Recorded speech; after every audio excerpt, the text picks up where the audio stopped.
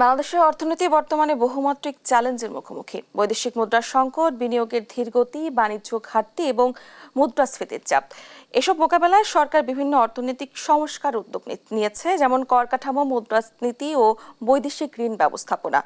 কিন্তু প্রশ্ন হচ্ছে, এসব সংস্কারের বাস্তব অগ্রগতি কতটুকু, আর এই অগ্রগতির কি সাধারণ মানুষের জীবনমান ও ব্যবসা বাণিজ্যে ইতিবাচক প্রভাব ফেলছে?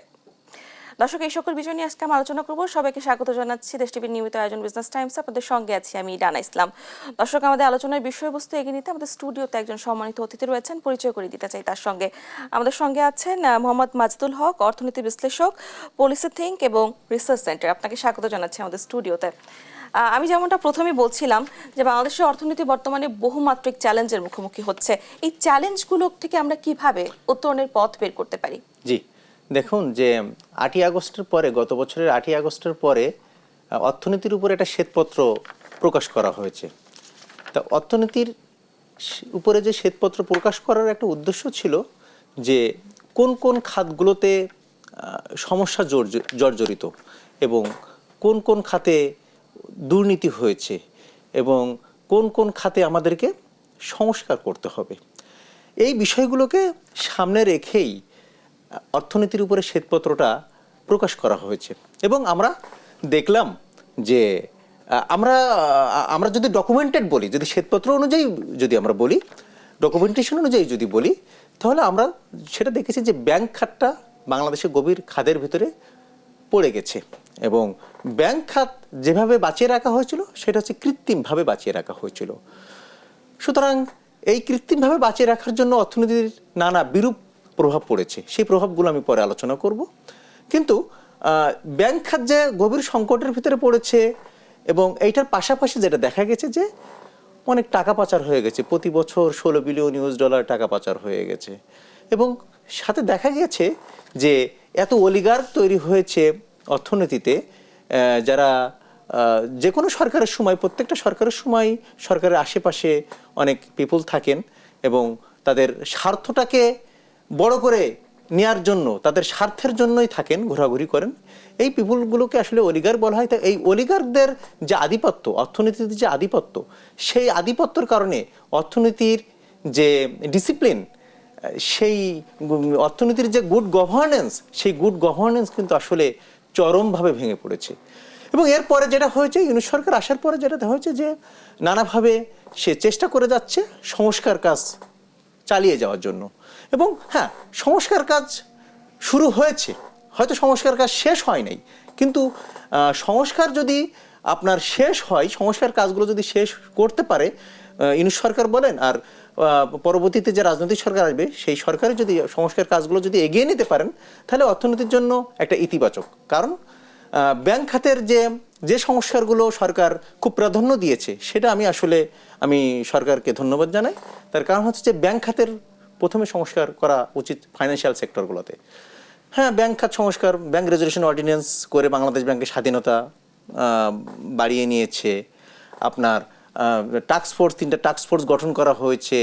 আপনার বিদেশ থেকে টাকা আপনার ফেরত আনার জন্য টাস্কফোর্স গঠন করা হয়েছে। এবং এটার সাথে কি হচ্ছে, এবং বর্তমান সরকার যেটা করছে, ব্যাংক কোম্পানি আইনটা সংস্কার করার জন্য সে এখন সে তার কাজ এখন অব্যাহত রয়েছে সরকারের। এটা একটা ভালো দিক আমি বলবো।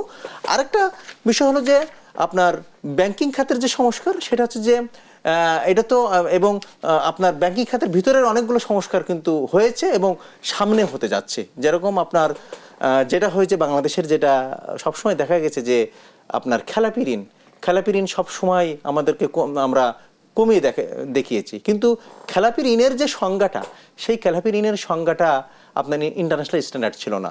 বর্তমান সরকার, ইউনূস সরকার আসার পরে কিন্তু আপনার খেলাপি ঋণের সংজ্ঞাটা ইন্টারন্যাশনাল স্ট্যান্ডার্ড করা হয়েছে। এবং এই পদক্ষেপগুলো কতটা কার্যকর হচ্ছে, কি মনে করছেন? এই পদক্ষেপগুলো কার্যকর হচ্ছে। আপনার ব্যাংকিং খাতের যে পদক্ষেপগুলো, সেগুলো কিন্তু খুব দ্রুত কার্যকর হচ্ছে এবং আমার কাছে মনে হয়েছে। কারণ কেন কার্যকর হচ্ছে আমি যদি কিছু উদাহরণ দিই, তার কারণ হচ্ছে যে আপনার ব্যাংক রেজুলেশন অর্ডিন্যান্স এটা দ্রুত করে ফেলাইছে। এবং যেটা হয়েছে যে এটার পাশাপাশি আমরা যেটা বারবার সুপারিশ করেছি বিভিন্ন প্রোগ্রামে, যে শুধু ব্যাংক রেজুলেশন অর্ডিন্যান্স জারি করলে হবে না, এটার পাশাপাশি ব্যাংক কোম্পানি অ্যাক্ট অ্যামেন্ডমেন্ট করতে হবে। কারণ যে ব্যাংকের পরিচালনা পর্ষদে একজনের পরিচালকের মেয়াদ 12 বছর ছিল, সেটাকে 6 বছর আনা হচ্ছে। এবং আপনার সামনের দিনে ইন্ডিপেন্ডেন্ট ডাইরেক্টরের সংখ্যা 50% করা হবে। এটা আমরা বারবার সুপারিশ করেছি, কারণ গুড গভর্নেন্সের জন্য এই বিষয়গুলো দরকার ছিল, সেই বিষয়গুলোকে সরকার হাত দিয়েছে এবং এটার জন্য আমি ধন্যবাদ জানাচ্ছি। এক, দ্বিতীয় নম্বর হচ্ছে যে খেলাপি ঋণের যে পরিমাণটা বেড়ে যাচ্ছে এবং এটা 6 লাখ, 6.5 লাখ 7 লাখ কোটি টাকার কাছাকাছি চলে এসছে যদি আমি জুন ভিত্তিক ধরি, তাহলে এই খেলাপি ঋণটা তো আসলে একটা ব্যাংকিং সেক্টরের এবং অর্থনীতির জন্য একটা ক্যান্সার হিসেবে রূপ ধারণ করেছে। এবং এটাকে উত্তরণের জন্য যে পদক্ষেপগুলো নেওয়া দরকার সেগুলো কিন্তু এখন কেন্দ্রীয় ব্যাংক নিচ্ছে। কারণ আরেকটা বিষয় হলো যে রাষ্ট্রায়ত্ত ব্যাংক এবং বেসরকারি ব্যাংক দুইটাই তো বিভক্ত। এখন যেটা হয়েছে যে কেন্দ্র ব্যাংকের যে নজরদারিটা সবসময় ছিল যে বেসরকারি ব্যাংকের উপরে, কিন্তু রাষ্ট্রায়ত্ত ব্যাংকের উপরে নজরদারিটা সেটা ছিল অর্থ মন্ত্রণালয়ের ছিল। কিন্তু বর্তমান সরকার যেটা করছে, সংস্কারের অংশ হিসেবে যেটা করছে, যে সরকারি ব্যাংকও এখন তদারকির যে আপনার কাজটা, যে তদারকির যে দায়িত্বটা এবং তদারকি কাজ করার যে স্বাধীনতাটা, এটা কেন্দ্রীয় ব্যাংকের হাতে হয়তো চলে গেছে এবং অলরেডি চলে গেছে এবং চলে যাবেও সামনের দিনে। এটা একটা ভালো দিক, কারণ একটা দেশে আপনার দ্বৈত নীতি দিয়েই আপনার ব্যাংকিং ব্যবস্থাটা পরিচালনা করা হয়েছে। একটা হচ্ছে কেন্দ্রীয় ব্যাংকের নীতি দিয়ে, একটা হচ্ছে অর্থ মন্ত্রণালয়ের আর্থিক প্রতিষ্ঠান বিভাগের নীতি দিয়ে। সুতরাং দ্বৈত নীতি দিয়ে ব্যাংক খাত পরিচালনা করার নজির মনে হয় পৃথিবীর কোথাও নাই, এটা বাংলাদেশেই ছিল। এবং আমার কাছে মনে হয়েছে যে রাষ্ট্রায়ত্ত ব্যাংকগুলোও এখন একটা সুশাসনের ভিতরে চলে আসবে। এবং ব্যাংকগুলোর যেটা হয়েছে সেটা হচ্ছে যে এ পর্যন্ত দেখেন যে কেন আমি বারবার বলছি যে আর্থিক খাতের কথা আমি কেন এমফাসিস দিচ্ছি, আর্থিক খাতের গভীর খাত কেন সৃষ্টি হলো, আমার 23টা ব্যাংকে আমার ক্যাপিটাল শর্টফল রয়েছে। তাহলে আপনি কিভাবে সামনের দিকে এগিয়ে যাবেন? এক। দ্বিতীয় নম্বর কথা হলো যে আপনার সরকার যে সংস্কার কার্যক্রমগুলো যেগুলো চালিয়ে যাচ্ছে, এগুলো যদি চালিয়ে যেতে পারে এবং রাজনৈতিক সরকারগুলো এগুলো এক্সিকিউট করতে পারে, তাহলে অর্থনীতির জন্য একটা ইতিবাচক দিক আমি মনে করি। মুক্তবাজার অর্থনীতি ও বৈদেশিক বিনিয়োগ বৃদ্ধিতে অর্থনৈতিক সংস্কারের ভূমিকা কতটুকু দেখতে পাচ্ছেন? হ্যাঁ, একটা ভালো কথা বলছেন যে অর্থনীতির যে চ্যালেঞ্জগুলো, সেই চ্যালেঞ্জগুলো কিছু কিছু চ্যালেঞ্জ কিন্তু আপনার বর্তমান সরকার কিন্তু কিছু কিছু চ্যালেঞ্জ মোকাবেলার সক্ষমতা রেখেছে এবং সফল হয়েছে। বৈদেশিক বাণিজ্যের ক্ষেত্রে সফল হয়েছে। আপনার ব্যালেন্স অফ পেমেন্ট এটা সারপ্লাস রয়েছে, ফাইন্যান্সিয়াল অ্যাকাউন্ট আপনার কারেন্ট অ্যাকাউন্ট এগুলো সারপ্লাস রয়েছে। বাট এবং রিজার্ভ যেটা কমে যাচ্ছিল এই সরকার আসার পরে সেটাকে কিন্তু আপনার ধরে রাখছে, মানে সেই কমে যাওয়াটাকে সে রক্ষা করতে পারছে এবং আরও $15 বিলিয়ন কিন্তু আরো বাড়ানোর সক্ষমতা অর্জন করেছে। সেটা যখন তারা এসেছিল $15-16 বিলিয়ন ছিল, এখন হচ্ছে 30-32 হয়ে গেছে, তাই না? তাহলে এটা একটা ভালো দিক। আর একটা ভালো দিক হচ্ছে যে আমি বলবো যে সরকার যেটা হাত দিয়েছে সেটা হচ্ছে যে আপনার যে ডলারের যে বিনিময় হারটা সেটা স্থিতিশীল রাখার একটা পদক্ষেপ তারা গ্রহণ করেছে। কারণ এটা কিন্তু আপনার মূল্যস্ফীতির চাপ বাড়িয়ে দেয় এবং এটা হচ্ছে যে ফরেন রেমিটেন্সের প্রভাবটা এটার উপরে নির্ভর করে, রেমিটেন্স আয়টা এটার উপরে নির্ভর করে। সুতরাং ডলারের যে এক্সচেঞ্জ রেট, যে বিনিময় হারটা স্থিতিশীল রাখার যে সক্ষমতা কিন্তু এই সরকার অর্জন করেছে এবং এটার সুফল আমরা কিন্তু পেয়েছি। আমরা রেমিটেন্সের গ্রোথ 27% পেয়েছি, আমরা রপ্তানি আয়ে আপনার 10%, 8-9% পেয়েছি, এটার সুফল আমরা পেয়েছি। সুতরাং এটা একটা চ্যালেঞ্জ ছিল যে ডলারের বিনিময় হারটি স্থিতিশীল রাখা একটা চ্যালেঞ্জ ছিল। এই সরকার কিন্তু এটা সফল হয়েছে। কিন্তু কিছু কিছু চ্যালেঞ্জ এখনো রয়েছে। সেটা হচ্ছে যে আপনার বিদেশি বিনিয়োগ বলেন, সেটা দেশি বিনিয়োগ বলেন, সেটা কর্মসংস্থান বলেন, সেটা মজুরি হার বৃদ্ধি বলেন, এই বিষয়গুলোকে আমরা এখনো পর্যন্ত আমরা ইতিবাচক দিক আমরা এখনো দেখতে পাচ্ছি না। তার কারণ হচ্ছে যে আপনার পলিটিক্যাল স্টেবিলিটি যদি না থাকে, রাজনৈতিক স্থিতিশীলতার উপরেই আপনার নির্ভর করবে বিনিয়োগ সম্ভাবনাটা নির্ভর করবে। কারণ হচ্ছে যে বিনিয়োগ সম্ভাবনাটা যদি আপনার শুধু অন্য সূচকের সাথে সাথে যদি রাজনৈতিক স্থিতিশীলতা যদি না থাকে একটা অর্থনীতিতে বা একটা দেশে, তাহলে বিনিয়োগের প্রভাবটা আপনি আশা করতে পারেন না। এবং আরেকটা কথা হলো যে এটার সাথে যেটা হয়েছে আমাদের একটা ব্যর্থতা হয়েছে বলবো, এবং চ্যালেঞ্জ এখনো রয়েছে যে কর্মসংস্থান আমরা বৃদ্ধি করতে পারিনি। কারণ আমরা সেটা রাজনৈতিক কারণে হোক, সেটা অর্থনৈতিক কারণে হোক, অনেকগুলো শিল্প কারখানা কিন্তু রুগ্ন হয়ে গেছে, অনেকগুলো শিল্প কারখানা গ্যাস জ্বালানি সংকটের কারণে বন্ধ হয়ে গেছে, অনেক বেকারত্ব বাড়ছে, সাথে সাথে বেকারত্ব কিন্তু বাড়ছে এবং তারা কিন্তু একটা পলিসি চ্যালেঞ্জের ভিতরে পড়ে গেছে এখন। হ্যাঁ, তাদেরকে যে হঠাৎ করে যে policy support, instant policy support ওইভাবে কিন্তু পায় নাই। হয়তো রাজনৈতিক সরকার হইলে এই পলিসি সাপোর্টটা ইনস্ট্যান্ট রাজনৈতিক সরকারগুলো সবসময় দিয়ে আসছে, কিন্তু আপনার এই ধরনের সরকার, অন্তর্বর্তী সরকার তারা ভেবে চিন্তেই কিন্তু এই পলিসি সাপোর্টটা দিবে আমার কাছে মনে হয়। এই জন্য তারা পলিসি সাপোর্ট হয়তো দ্রুত পায় নাই, হয়তো সামনের দিনে পলিসি সাপোর্ট পাবে। এবং আরেকটা যে বাংলাদেশের চ্যালেঞ্জ যেটা আছে, যেরকম আপনার এই যে আপনার যদি অর্থনীতিটাকে সামনের দিকে এগিয়ে নিতে হয়, তাহলে হচ্ছে ব্যাংকিং খাত, সেটা হচ্ছে রাজস্ব খাত, এবং সেটা হচ্ছে যে বিনিয়োগ পরিবেশ, এবং সেটা হচ্ছে যে গ্যাস, এবং সেটা হচ্ছে জ্বালানির নিশ্চয়তা। এই সূচকগুলো যদি, এই ইন্ডিকেটরগুলো যদি আপনি সাপোর্ট না দিতে পারেন এই ইন্ডিকেটরের মাধ্যম দিয়ে, তাহলে অর্থনীতি সামনের দিকে এগিয়ে নেওয়াটা অনেক কঠিন হয়ে যায়। এবং এটার সাথে যে সামষ্টিক অর্থনীতির যে চ্যালেঞ্জগুলো, সেই চ্যালেঞ্জগুলো কিন্তু অতপ্রতভাবে জড়িত। এর জন্য আমি বলবো যে দেখেন, বাংলাদেশের যে গ্যাসের যে সংকটটা, গ্যাস উত্তোলনের যে পরিমাণটা 33% কমে গেছে। কারণ 2017 সালে ছিল হয়তো 270 কোটি ঘনফুট, এখন সেটা নেমে আসছে 180 বা 170 কোটি ঘনফুট। তাহলে আমার 33% কিন্তু 2017 সাল থেকে গ্যাস উত্তোলন কমে গেছে। তাহলে এই যে চ্যালেঞ্জটা how to address in future, কিভাবে আমি ভবিষ্যতে এটা মোকাবেলা করব?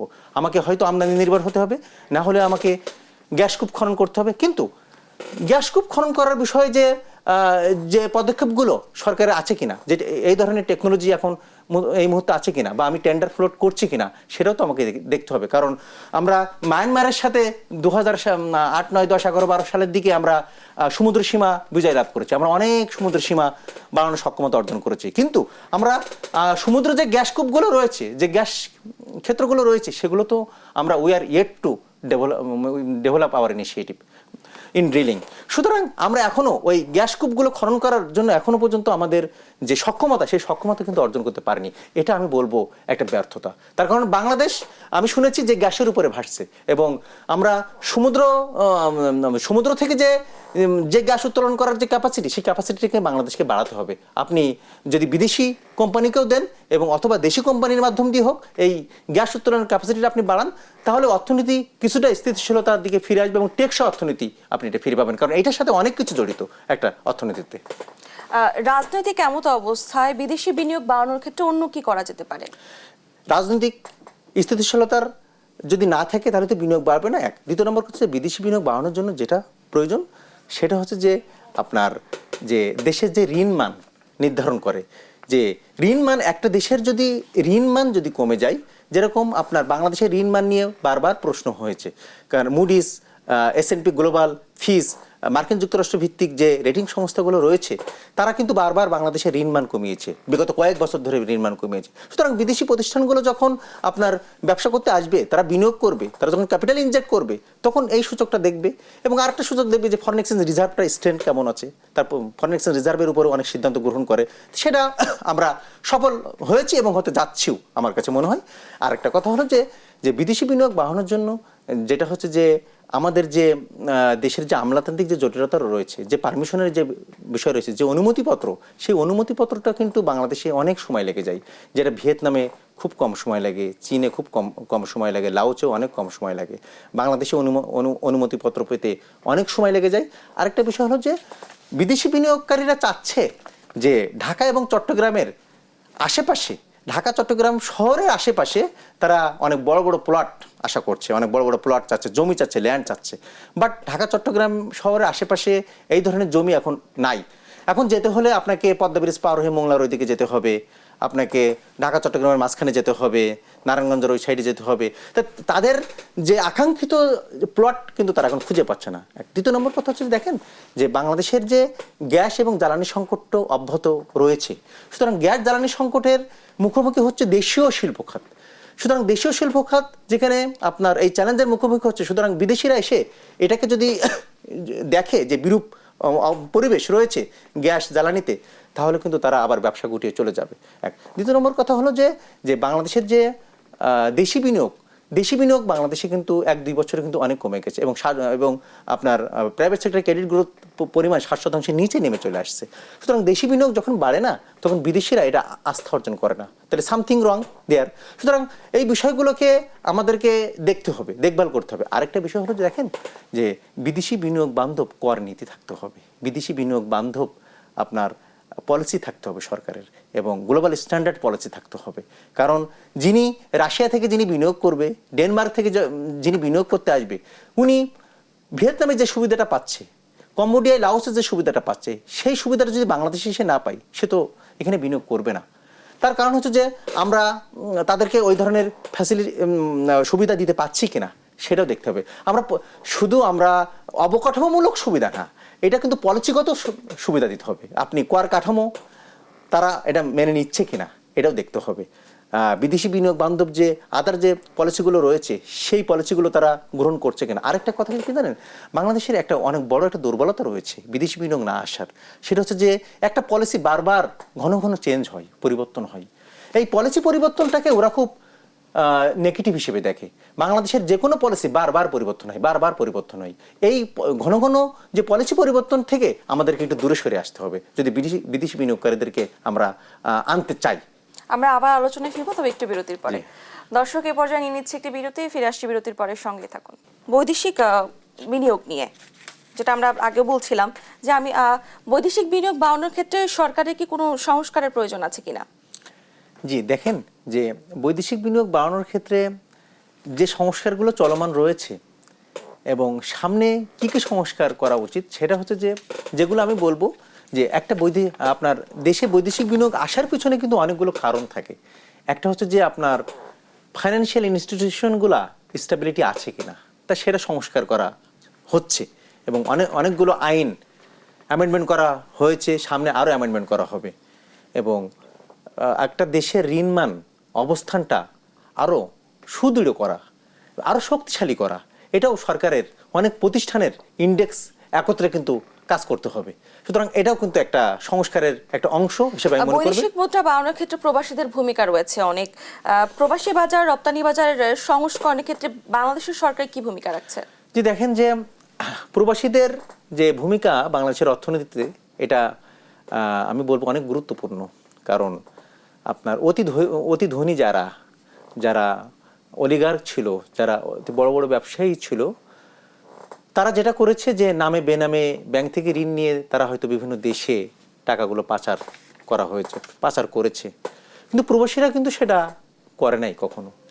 কারণ আমরা যে এদেশ থেকে বাংলাদেশ থেকে যে টাকা পাচার হয়েছে, এটা তো সত্য ঘটনা, তাই না?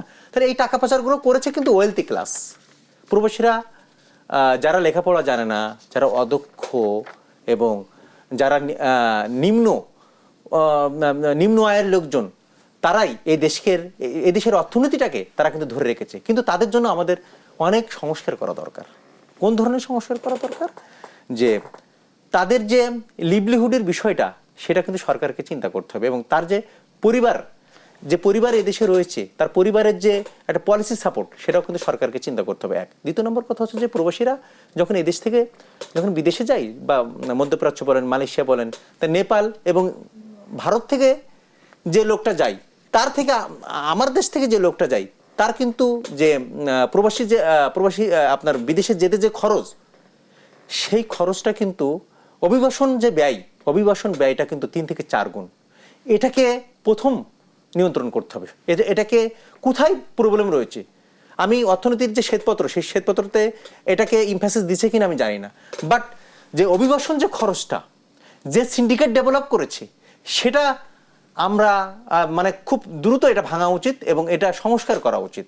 কারণ প্রবাসীরা দেখেন যে আজকে যখন ফরেন এক্সচেঞ্জ রিজার্ভ যখন $15 বিলিয়ন বা $13 বিলিয়ন যখন দাঁড়িয়েছিল বিগত সরকার চলে যাওয়ার সময়, তখন কিন্তু আমরা যারা অর্থনীতিবিদ ছিলাম, তখন কিন্তু আমরা বলেছিলাম যে কিভাবে তারা দেশটা ট্যাকেল দিবে। কারণ আমদানি খরচ তো আর বেশি নাই, 3-4 মাসে আমদানি খরচ রাখতে বেশি নাই। কারণ প্রতি মাসে বলেন আমার তো আমদানি খরচ অনেক বেশি, বাংলাদেশ তো আমদানি নির্ভর একটা অর্থনীতি। তাহলে সাথে সাথে কি হলো যে প্রবাসী আয় বেড়ে গেল, এবং প্রবাসী আয় বিগত 1 বছরে যেটা হয়েছে 27% প্রবাসী আয় কিন্তু বেড়ে গেল, রেমিটেন্স প্রবৃদ্ধি হলো।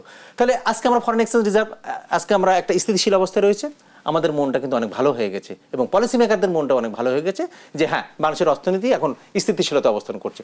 তাহলে তাদের জন্য যে সংস্কার করা দরকার, তাদের সাথে সংশ্লিষ্ট যে করাপশন রয়েছে, যে সিন্ডিকেট ডেভেলপ করেছে বিগত কয়েক বছর ধরে, কয়েক দশক ধরে, সেই সিন্ডিকেটটাকে যে আমরা যদি না ভাঙতে পারি, তাহলে অভিবাসন ব্যয় কখনো কমবে না। কারণ আমি মালয়েশিয়ায় যাচ্ছি, এখান থেকে 6 লাখ টাকা খরচ করে, আমরা 6 লাখ টাকা খরচ করে যাচ্ছি, কিন্তু নেপাল তো যাচ্ছে সে 2 লাখ রুপি দিয়ে, নেপালের একজন লোক যাচ্ছে, তাই না? তাহলে এই বিষয়গুলোকে আমাকে দেখতে হবে। আরেকটা বিষয় দেখতে হবে যে এই সরকারের যে বিষয়গুলো আমি আশা করেছিলাম এই সরকারের কাছে, সেটা হচ্ছে যে প্রবাসী বাজার, অনেক প্রবাসী বাজার বন্ধ হয়েছে বাংলাদেশের। বিগত 1 দশক ধরে 8 থেকে 9টা প্রবাসী বাজার বন্ধ হয়ে গেছে। লিবিয়ার বাজার বন্ধ হয়েছে, মালদ্বীপের বাজার বন্ধ হয়েছে, এভাবে অনেক বাজার বন্ধ হয়েছে। ইরাকের বাজার হয়তো বন্ধ হয়ে গেছে, তাই না? তাহলে এগুলো অনেকগুলো বাজার বন্ধ হয়ে গেছে, বাজার তারই সংকুচিত হয়েছে। হ্যাঁ, প্রবাসী আয় আমার বৃদ্ধি পাচ্ছে, কিন্তু বাজার তো বৃদ্ধি পায় নাই, বাজার তো সংকুচিত হয়েছে। সুতরাং প্রবাসী সংক্রান্ত যে বিষয়গুলো আমি বলবো যে বাজার সংকুচিত হয়েছে, এটা একটা দুর্বল দিক। এবং আমি বর্তমান সরকারের কাছে আশা করেছিলাম যে আপনার দ্বিপাক্ষিক চুক্তির মাধ্যম দিয়ে হোক এবং কূটনৈতিক দক্ষতার মাধ্যম দিয়ে হোক প্রবাসী বাজারটা বাড়ানোর জন্য, এবং যে বন্ধ যে বাজারগুলো রয়েছে সেই বাজারটাকে আবার রিওপেন করার জন্য। কারণ মালয়েশিয়ার বাজারটা কিন্তু বারবার বাংলাদেশের জন্য বন্ধ হচ্ছে। 2018 সালে বন্ধ হচ্ছে, 12-13 সালে বন্ধ করার চিন্তাভাবনা চলেছে। বারবার মালয়েশিয়ার বাজার আমাদেরকে ধাক্কা দিচ্ছে। কিন্তু মালয়েশিয়ার সাথে আমাদের কূটনৈতিক দক্ষতা, ভালো কূটনৈতিক দক্ষতার মাধ্যম দিয়ে আমার মালয়েশিয়ার বাজারটাকে স্থিতিশীল রাখতে হবে। তাহলে কিন্তু প্রবাসী বাজারটা বাংলাদেশে একটা ভালো অবস্থানে যাবে। আরেকটা কথা আমি বলি যে প্রবাসীদের জন্য যে বাজেট, প্রবাসী কল্যাণ মন্ত্রণালয়ের জন্য যে বাজেটটা দেওয়া হয়, সেই বাজেটটা কিন্তু খুবই সামান্য একটা বাজেট। কারণ হচ্ছে যে প্রবাসী রিলেটেড শুধু একটা মন্ত্রণালয় না, প্রবাসী রিলেটেড কিন্তু অনেকগুলো মন্ত্রণালয় রয়েছে। আপনার স্বরাষ্ট্র মন্ত্রণালয় কাজ করে, আপনার পররাষ্ট্র মন্ত্রণালয় কাজ করে, আপনার প্রবাসী কল্যাণ মন্ত্রণালয় কাজ করে। এই ধরনের প্রবাসী কল্যাণ বিষয়ে প্রবাসীদের সাথে সংযুক্ত এরকম কিন্তু 5 থেকে 6টা মন্ত্রণালয় রয়েছে। আমরা যখন বাজেট ডিস্ট্রিবিউশন করতেছি, আমরা যখন বাজেট অ্যালোকেশন করতেছি, তখন প্রবাসীদের কথা কতটুকু মাথায় রাখতেছি, তাদেরকে কতটুকু প্রাধান্য দিচ্ছি, এটা একটা কিন্তু ম্যাটার্স। কারণ আমি একসময় প্রবাসীদের নিয়ে একসময় পার্লামেন্টারিয়ান ককেশন অ্যান্ড মাইগ্রেশন ডেভেলপমেন্ট প্ল্যাটফর্মে আমি বাজেটের প্রেজেন্টেশন আমি দিয়েছি একসময়। তখন আমি দেখেছি প্রবাসী কল্যাণ মন্ত্রণালয়ের জন্য যে বাজেটটা দেওয়া হয়েছে মানে খুবই সামান্য, এবং অন্যান্য মন্ত্রণালয়ের যে বাজেট দেওয়া হবে এদের স্বার্থে সেটাও খুব সামান্য একটা বিষয়। আরেকটা বিষয় হলো যে বলি যে প্রবাসী বাজারটাকে আমাকে ধরে রাখার জন্য, প্রবাসী বাজারটাকে আমাকে টেকসই করার জন্য আমাকে দক্ষ শ্রমিক পাঠাতে হবে। দক্ষ শ্রমিক পাঠানোর কোনো বিকল্প নাই। কারণ আপনার জাপান কিছু শ্রমিক নেবে, আপনার দক্ষিণ কোরিয়া কিছু শ্রমিক নেবে সামনের দিনে। তাহলে এই যে দক্ষিণ কোরিয়া এবং জাপানের যে যারা টেকনোলজির উপরে ডিপেন্ডেন্ট ইকোনমি, তাই না, দুইটা দেশই তো আমরা জানি যে টেকনোলজি ডিপেন্ডেন্ট ইকোনমি। এই টেকনোলজি ডিপেন্ডেন্ট ইকোনমিতে যখন আপনি শ্রমিক পাঠাবেন, এই শ্রমিক তো দক্ষ হতে হবে। তাহলে আমি বলবো যে সরকারের কাছে আমার একটা অনুরোধ যে এটা বাজেট থেকে শুরু করতে হবে, বাজেটের মাধ্যম দিয়ে প্রবাসীদেরকে দক্ষ করার একটা চিন্তা ভাবনা করতে হবে, এবং এটা কম্প্রিহেন্সিভ একটা চিন্তা ভাবনা করতে হবে। কারণ প্রবাসীদের দক্ষ করার কোনো বিকল্প কিন্তু এই মুহূর্তে নাই। আমি এটা নিয়ে আপনার কাছে জানতে চাই, শ্রমবাজার ও দক্ষ জনশক্তি তৈরির জন্য কোন ধরনের কাঠামোগত সংস্কার প্রয়োজন? দেখেন যে শ্রমবাজার এবং দক্ষ জনশক্তি তৈরি করার জন্য যেটা দরকার, আমাদেরকে পলিটেকনিক্যাল ইনস্টিটিউট দরকার, আমাদেরকে কারিগরি শিক্ষা দরকার। যদিও আমি বলবো যে বর্তমান সরকার অর্থ উপদেষ্টা সালাউদ্দিন আহমেদ কারিগরি শিক্ষাকে কিন্তু গুরুত্ব দিয়েছে, এটা আমি অস্বীকার করছি না, এটা একটা ভালো দিক, ইতিবাচক দিক। কারিগরি শিক্ষাকে আপনি যত বেশি আপনি প্রাধান্য দিবেন, তত বেশি আপনার দক্ষ মানব সম্পদ তৈরি হবে। সেটা তারা দেশেও থাকতে পারে, তারা বিদেশেও যেতে পারে। সুতরাং আমাদেরকে আর জেনারেল যে এডুকেশনটা রয়েছে, সাধারণ যে শিক্ষা ব্যবস্থা রয়েছে, সেই সাধারণ শিক্ষা ব্যবস্থার সাথে আপনাকে ইন্ডাস্ট্রির সাথে লিঙ্ক করাতে হবে। আমি একটা অ্যাসাইনমেন্ট আমি দিচ্ছি, সেই অ্যাসাইনমেন্টটা আমাকে ফিল্ডে যেতে হবে, what is happening in the field, সেই অ্যাসাইনমেন্টের সাথে ফিল্ড ওয়ার্ক করে যেন সেই অ্যাসাইনমেন্টটা সে জমা দেয়। তাহলে দক্ষ মানব সম্পদ কিন্তু গড়ে ওঠা সম্ভব। একটা হচ্ছে কারিগরি প্রশিক্ষণ বলেন, কারিগরি শিক্ষা বলেন, আর যদি জেনারেল এডুকেশন যেটা আছে সেটাকে আপনার ইন্ডাস্ট্রির সাথে লিঙ্ক করে দক্ষ মানব সম্পদ কিন্তু গড়ে তুলতে হবে। আরেকটা গুরুত্বপূর্ণ বিষয় বলবো, দেখেন যে বাংলাদেশের যে প্রচুর পরিমাণে আনডকুমেন্টেড লেবার ফোর্স রয়েছে বিশ্বের বিভিন্ন দেশে, এই আনডকুমেন্টেড লেবার ফোর্স থাকার কারণে হুন্ডিটাও বেড়ে যায়। কারণ যখন সে আপনার বৈধ পথে যখন সে টাকাটা পাঠাতে চায়, ডলার পাঠাতে চায়, তখন কিন্তু তার কিছু ডকুমেন্ট জমা দিতে হয়, তার ভ্যালিড ডকুমেন্ট জমা দিতে হয়, তারপরে সে বৈধ পথে পাঠাতে পারে। বাংলাদেশ আরেকটা দুর্বলতা, এই দুর্বলতাটা কিন্তু রয়ে গেছে যে আনডকুমেন্টেড যে প্রবাসীরা রয়েছে তাদেরকে আপনার ডকুমেন্টেড করার যে চিন্তা ভাবনা সেটা করতে হবে, এবং এটা গভর্নমেন্ট টু গভর্নমেন্টই এটা নেগোসিয়েশন করতে হবে। এটা করলে আপনার রেমিটেন্সের প্রবৃদ্ধি আরও বেড়ে যাবে সামনের দিনে। অর্থনৈতিক সংস্কারের মাধ্যমে দারিদ্র্য হ্রাসে কি ধরনের সাফল্য অর্জিত হয়েছে? যে দেখেন যে অর্থনৈতিক যে সংস্কার যেটা চলছে, সেই সংস্কারগুলো তো এখনো শেষ হয় নাই। মোট কথা দারিদ্রতা কি কমেছে? হ্যাঁ, দারিদ্রতা কমছে কিনা এটা একটা আমি বলছি। কারণ হচ্ছে যে দারিদ্র কিভাবে কমবে, কারণ বিগত ৩-৪ বছর ধরে তো আপনার মূল্যস্ফীতি ডবল ডিজিটের মূল্যস্ফীতি, আপনার খাদ্য মূল্যস্ফীতি ২ সংখ্যার খাদ্য মূল্যস্ফীতি ১৪%, ১৩%, ১২% খাদ্য মূল্যস্ফীতি ছিল, তাই না? আচ্ছা, এই যে খাদ্য মূল্যস্ফীতি যে ডবল ডিজিটে চলে গেল, যাওয়ার পরে আপনার নিম্ন আয়ের মানুষরা সে তো মানে তার রিকোয়ার্ড প্রয়োজনীয় যে ক্যালোরি নেওয়ার দরকার ছিল সেটা তো সে নিতে পারে নাই। তাহলে আমাদের দারিদ্র বেড়েছে। আমাদের তো শুধু আপনার সাধারণ দারিদ্র বাড়ে নাই, সাধারণ খাতে আমাদের দারিদ্র বেড়েছে, পুষ্টি খাতে দারিদ্র বেড়েছে, শিক্ষা খাতে বেড়েছে, স্বাস্থ্য খাতে বেড়েছে, আমাদের মাল্টি ডাইমেনশনাল দারিদ্র পরিমাণ সংখ্যা কিন্তু বেড়ে গেছে, এই রেটটা বেড়ে গেছে। বহুমাত্রিক যে দারিদ্র সূচক এটা কিন্তু এটা বেড়ে চলেছে। কারণ একটাই কথা বললাম যে মূল্যস্ফীতি নিম্ন আয়ের মানুষকে সে কিন্তু ভালো রাখতে সক্ষমতা অর্জন করে নাই। এই জন্য এই সরকার যেটা প্রাধান্য দিচ্ছে যে মূল্যস্ফীতিকে সে কন্ট্রোল করার চেষ্টা করছে এনিহাও, এবং সে পলিসি রেটটাকে 10% বাড়িয়ে রেখে মূল্যস্ফীতি কন্ট্রোল করার চেষ্টা করছে। এবং শুধু আপনার মুদ্রানীতি না, এটার সাথে রাজস্ব নীতিও কিন্তু সংকোচনমূলক হয়ে গেছে। কারণ প্রকল্প ব্যয় কমিয়ে দিচ্ছে, প্রকল্পগুলো কম গ্রহণ করছে। আগে যে প্রকল্পগুলো নেওয়া হতো সে প্রকল্প থেকে তারা পিছিয়ে আসছে এবং মানে প্রপার অ্যাসেসমেন্ট করে প্রকল্পগুলো গ্রহণ করা হচ্ছে। এটা সরকারের একটা ভালো দিক। তবে মাল্টি ডাইমেনশনাল যে পভার্টি রেট এটা কিন্তু বেড়ে গেছে। আপনার ইনফ্লেশন, তার অন্যতম একটা কারণ হচ্ছে ইনফ্লেশন। কারণ যে হারে ইনফ্লেশন বেড়েছে, আপনার মুদ্রাস্ফীতি আপনার মূল্যস্ফীতি বেড়েছে 8%, 9% হারে, কিন্তু সেখানে মজুরি হার বেড়েছে 7% হারে। তাহলে যে হারে মূল্যস্ফীতি বেড়েছে সে হারে কিন্তু মজুরি হারটা বাড়ে নাই বাংলাদেশে। তাহলে আপনার খুবই স্বাভাবিক ইকুয়েশন যে দারিদ্র তো বাড়বেই। হ্যাঁ, দারিদ্র বেড়েছে, সেটা মাল্টি ডাইমেনশনাল পভার্টি বেড়ে গেছে। আমরা আবার আলোচনায় ফিরবো, তবে আরেকটু বিরতির পরে। দর্শক, এ পর্যায়ে নিয়ে নিচ্ছি আরো একটু বিরতি। ফিরে আসছি বিরতির পরে, সঙ্গেই থাকুন।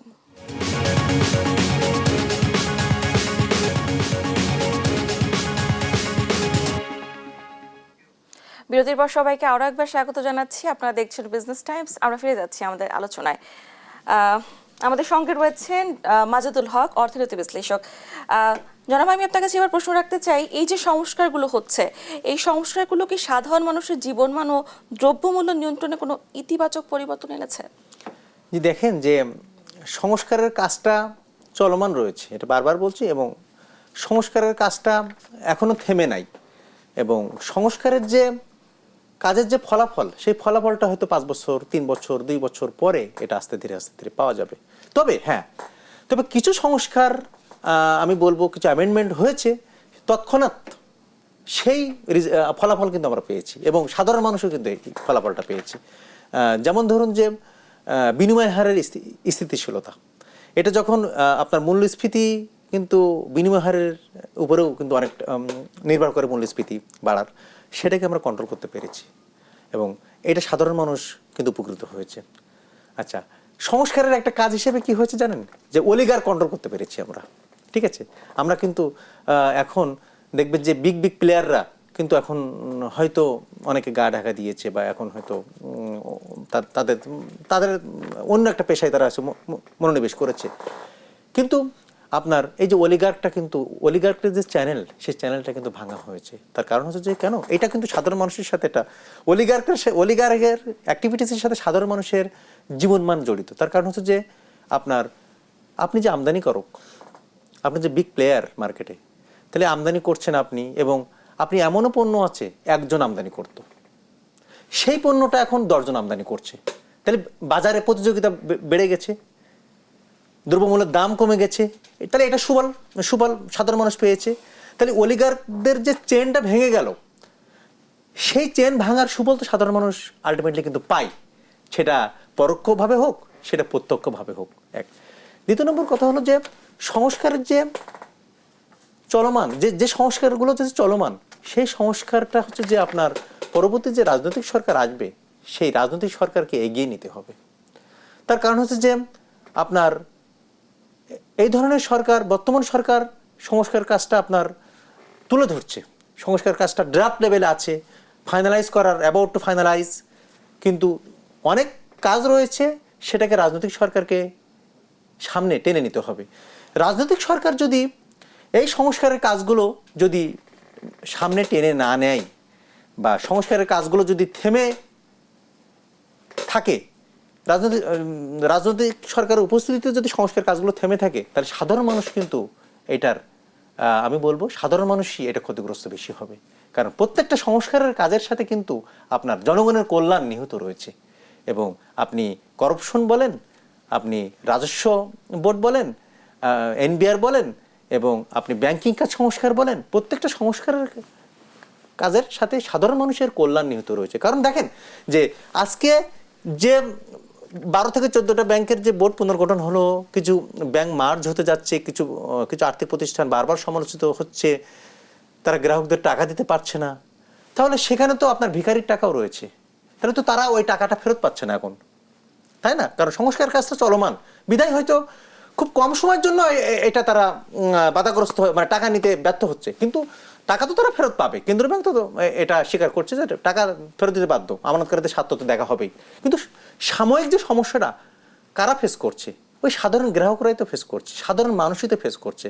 কারণ আপনার আমার কাছে মনে হয় না অতি ধনী যারা তারা ব্যাংকগুলো থেকে টাকা বেশি দিন ধরে জমা রাখে, এটা আমার কাছে মনে হয় না।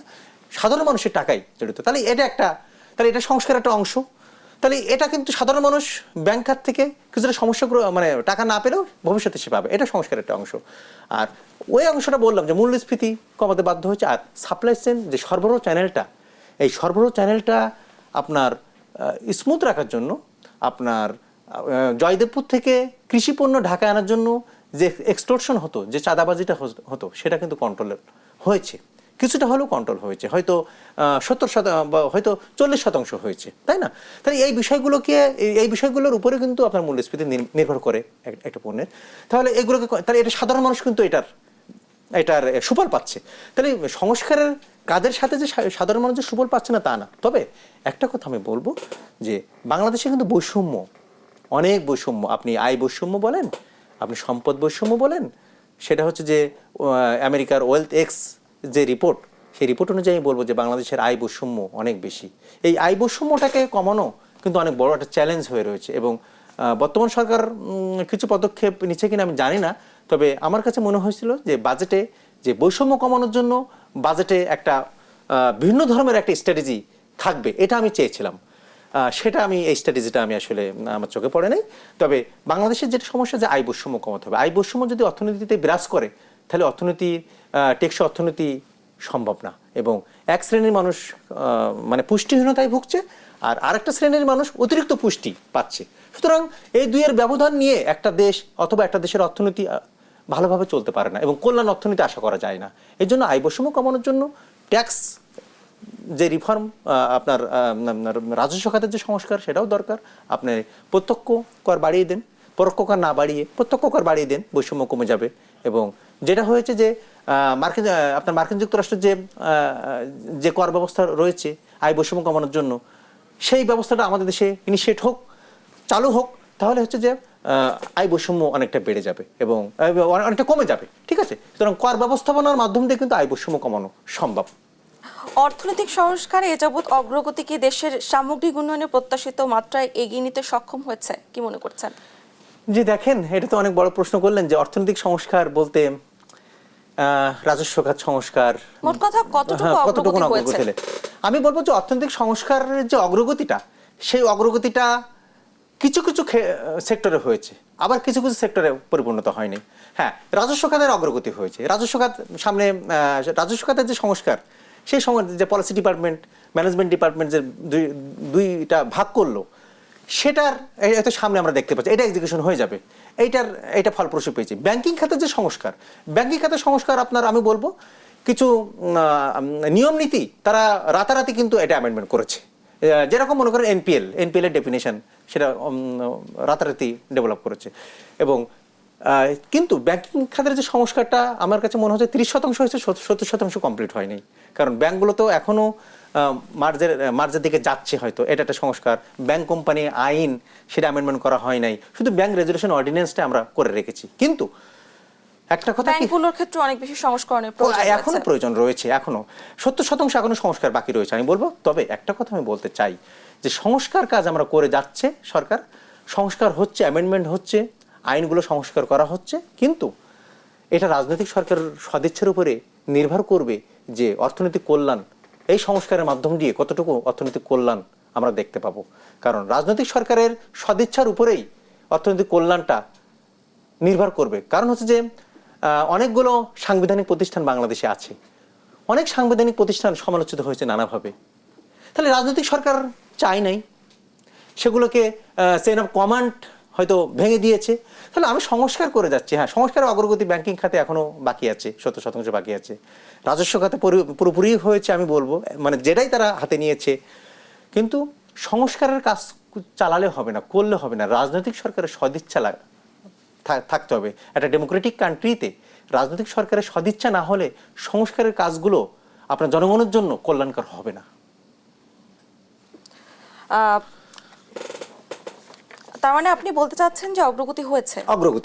অগ্রগতি হয়েছে এবং সেই অগ্রগতিটা ব্যাংকিং খাতে অগ্রগতি হয়েছে এবং চলমান, এবং সেটা অনেক গতি পাচ্ছে। বাট এখনো পর্যন্ত এটা শেষ পর্যন্ত আসে নাই, মানে লাস্ট পয়েন্টে আসে নাই। তবে এক্ষেত্রে আর কি কি সংস্কারের প্রয়োজন? সংস্কারের প্রয়োজন দেখেন যে আমাদের শুধু ব্যাংকে আর্থিক খাতের কথা হয়তো আমি বললাম, আমি যদি অন্য খাতে সংস্কারের কথা বলি, সেটা হচ্ছে যে একটা গ্লোবাল স্ট্যান্ডার্ড একটা এফডিআই পলিসি বাংলাদেশে এখন করতে হবে। এক দ্বিতীয় নম্বর কথা হচ্ছে যে আপনার বাংলাদেশের যে বাণিজ্য চুক্তির, আমরা যখন বাণিজ্য চুক্তি করি, বাংলাদেশের যে বাণিজ্য নীতিমালা রয়েছে, সেই বাণিজ্য নীতিমালা কিন্তু অত্যন্ত কঠোর বাণিজ্য নীতিমালা। আপনার ট্রাম্প প্রশাসন 2017 সালে প্রথমে এসেছিল। ঠিক 2017 সালে আসার সময়, ওই সময় তো আপনার মার্কিন যুক্তরাষ্ট্রের শুল্ক 2%, 3% শুল্ক দিয়ে পণ্য প্রবেশ করানো গেছে, রপ্তানি করা গেছে।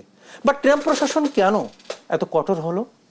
তার কারণ হচ্ছে যে দেখেন, অনেকগুলো কারণের জন্য সে কঠোর হয়েছে। শুধু বাণিজ্যের ব্যবধান না, ট্রেড ইমব্যালেন্সের কারণে সে কিন্তু কঠোর হয় নাই।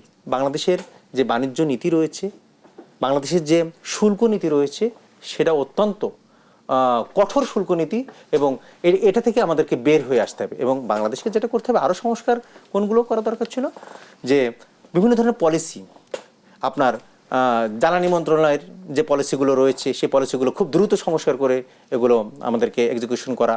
কাজ যা চলছে না, প্রত্যেকটা মিনিস্ট্রিতে কিন্তু কাজ চলছে, অনেকগুলো কাজ চলছে, কিন্তু সেগুলো কি থেমে থাকবে না রাজনৈতিক সরকার সামনের দিকে টেনে নিবে, সেটা কিন্তু অনেকটা তাদের উপরে নির্ভর করতেছে। তবে একটা কথা বলবো যে বাংলাদেশের এই মুহূর্তে অর্থনীতিটাকে টেকসই রাখার জন্য আমি তো আমার রপ্তানি আয় আমাকে তো বাড়াতেই হবে, রপ্তানি ক্ষেত্রে আমাকে বৈচিত্র্য আনতে হবে, রপ্তানি পণ্য বৈচিত্র্য আনতে হবে, বাজারে বৈচিত্র্য আনতে হবে।